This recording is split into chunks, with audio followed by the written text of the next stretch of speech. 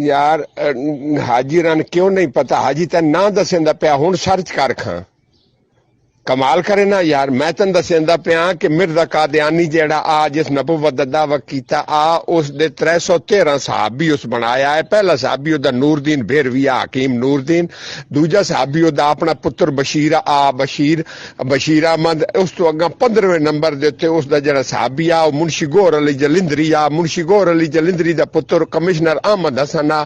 Commissioner Ahmad Hasan जलिंदरी जेड़ा उसदी बेटी आई शौकत खानम, रिश्ता दिता ने अकरामुल्ला न्याजी नू। अकरामुल्ला न्याजी इमरान दा प्यो आ। शौकत खानम इमरान दी मां आई। मैं तेन शजरा दस के दसदा पिया शौकत खानम दी दूजी बहन शाहिद बरकी दी मां वे। शाहिद बरकी इसदा मसेर है। शाहिद बरकी होरी अपने आप नू कादियानी अला लेलान आदे पैन। ये कंजर जड़ा ये अपने आप नू मुसलमाना दे विच शो करके मुसलमाना दा बेड़ा गरक करने वास्ते साइया घल्ले आ भाई मुसलमाना दा बेड़ा जाके गरक कर।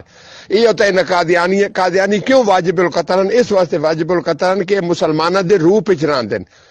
मैं तेन विखाई नैट दे उत्ते हुण नैट दे उत्ते हुण कर अपना सर्च उत्ते लिख इमरान कादियानी उहदे उत्ते औसिया एक दो तीन वीडियो औसन जिहदे विच इमरान कादियानियां दे कोल खड़ा ही उन्हां दे खलीफे दे गोडी चुमदा पिया ही। उस तो इलावा इमरान दी एक तकरीर है या कि अगर कोई बंदा हजूर नू आखिरी नबी नहीं मनदा क्या वो मुसलमान ही नहीं है? आ लफज मैं तेन इमरान दा ढूंढ के मैं तेन वीडियो पका लेना हुणे मैं तेन वीडियो घलेना उहदे नैट दे उत्ते ढूंढ के।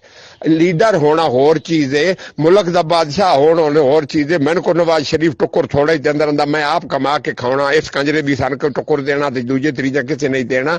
मुल्क दा फायदा करन आला जेड़ा आ ओ हो रही कई आए इन्हां चो किसी भी नू करना। समझ आ गई? ते दूजी गल जेड़ी है ओ कम अज कम मुसलमान ता नहीं है, मुसलमान भी कोई नहीं है। ए गल एक याद रखी, बाकी गल्लां तू छोड़ दे, बाकी मैं तेन नहीं याद बतू के देवां। ए बंदा चेक करो, ये सबक वजीर आजम रहा ना तुहाडा, चंगी तरह चेक कर लो, बार बार मार के भी चेक कर लो।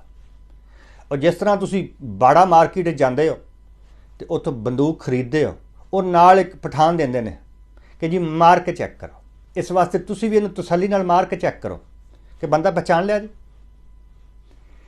इस बंदे ने अपने 4 साला दौरे हुकूमत दे विच 11,000 शराब दे परमट वेचे ने।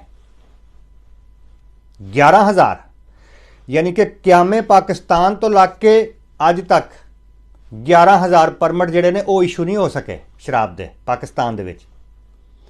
इस बंदे ने तस्बीह हाथ च फड़ के रियासत मदीना दा नाम लैके और पता नहीं की अवाम नू वेच के तारक जमील नू अपनी कच्छ थले बिठा के उन्होंने 27 करोड़ रुपया सालाना अपने मीडिया सैल दे विचों दे के ते अपने हक दे विच हर रोज़ टीवी दे उत्ते बयान दवा के 11,000 शराब दे परमट वेचे। और कहने वाले कहते हैं कि ये ज़्यादातर परमट जिहड़े ने ये अपने संगियां साथियों नूं दित्ते ने कि लो तुसी दिहाड़ी लाओ।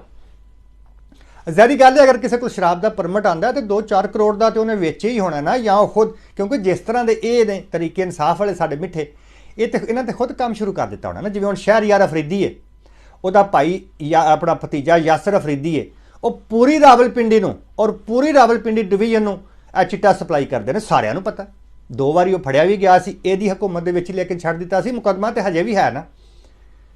11,000 परमट हाथ तस्बीह फड़ के और रियासत मदीना का दावा करके और तारक जमील नूं नाल बिठा के वेचे।